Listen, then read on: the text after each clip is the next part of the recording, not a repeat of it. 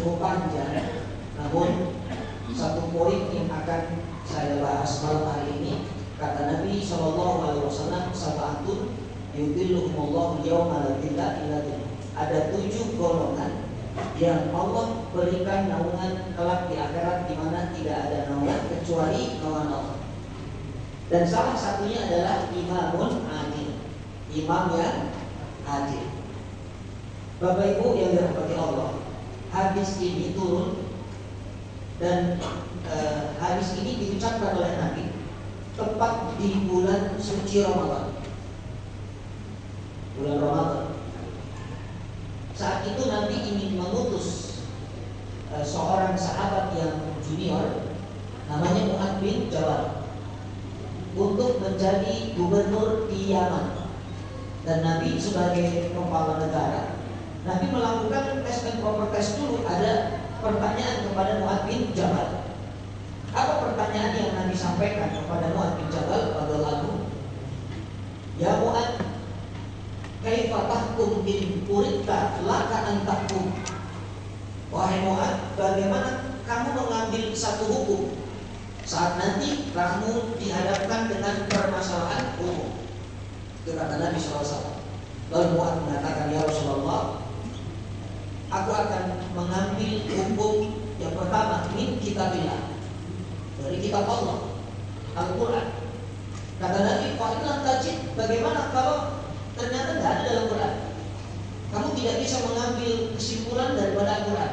Kata Mu'adz bin Jabal, min sunnati Rasulullah, dari sunnah Rasul SAW.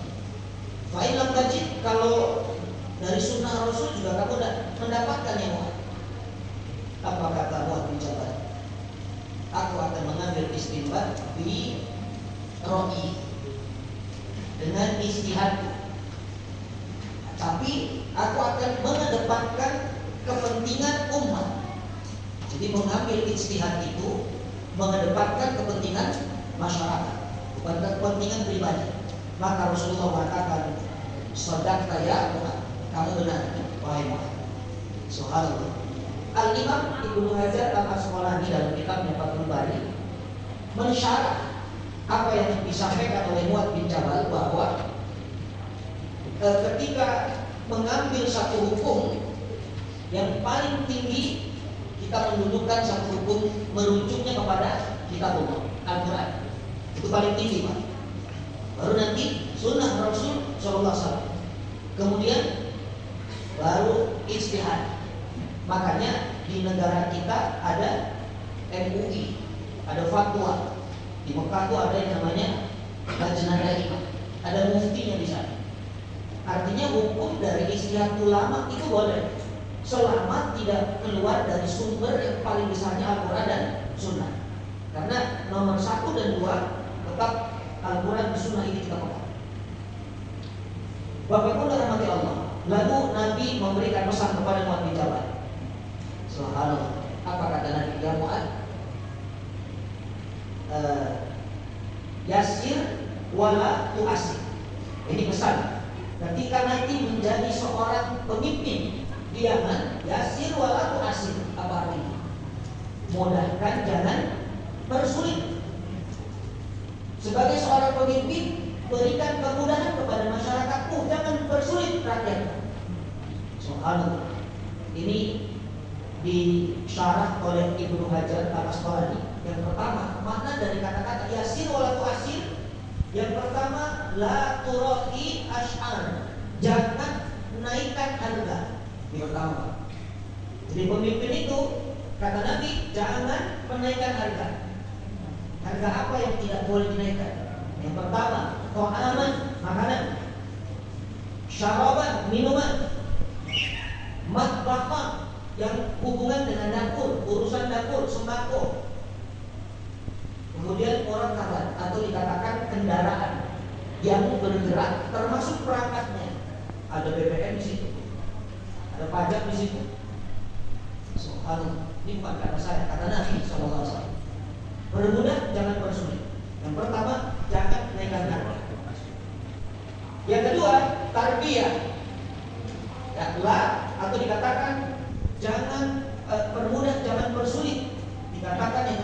tarbiyah, soal pendidikan, jangan dipersulit. Makanya kalau bagus pendidikan gratis, itu bagus. Jadi ini program langit. Subhanallah. Karena wahyu pertama turun itu soal pendidikan. Apa pertama kali wahyu turun? Iqra, baca. Jadi terkait literasi, apapun itu yang hubungan dengan pendidikan jangan dipersulit, kata Nabi. Lalu yang ketiga, silatu ma'arfi, jangan dipersulit urusan beribadah kepada Allah. Ya, jangan dipersulit urusan ibadah. Dan menariknya adalah ibadah diletakkan di nomor ketiga. Justru yang diletakkan nomor pertama apa? Soal urusan jangan naikkan harga. Ini agama Islam ini Pak mengajarkan. Jadi ketika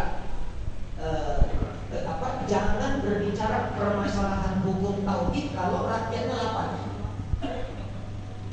Makanya iman kita diukur dengan seperti apa kita peduli kepada tetangga kita. Tidak beriman siapa yang tidur dalam keadaan kenyang sementara tetangganya lapar. Itulah kenapa kalau sudah disiapkan makanan itu, ya mana lebih dulu, sholat atau makan? Adalah lebih mempenting makan. Tapi ada syaratnya. Kalau makanan itu kira-kira mengganggu sholat kita. Jadi kalau makanan yang bapaknya suka dan tidak akan menjadi pengganggu saat sholat, ya nggak apa-apa, sholat duluan. Tapi kalau ini makanan yang memang ini makanan favorit saya, kalau saya sholat dulu habis nanti. Nah itu boleh Pak untuk makan dulu. Subhanallah. Maka ini yang dikatakan oleh Rasulullah SAW ketika ingin menjadi seorang pemimpin, permudah jangan persulit. Lalu Mu'adz bin Jabal mengatakan, ya Rasulullah, la taqaf, jangan takut ya Rasulullah. Mu'adz akan menjadi manusia yang pertama kali merasakan lapar ketika rakyat Yaman itu kelaparan. Subhanallah. Dan keluarga Mu'adz bin Jabal akan menjadi keluarga yang pertama kali merasakan lapar saat keluarga Yaman itu lapar. Maka mendengar ini Rasulullah mengatakan, tahiyatillah bimithli ya Mu'adz, anta imamun adil. Salam hormat untukmu ya Mu'adz dan orang-orang sepertimu, imam yang adil. Subhanallah.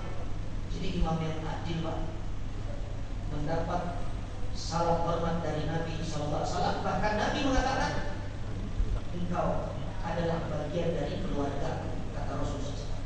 Jadi kalau keluarga Allah di muka bumi itu para penghafal Quran, ahlul Quran.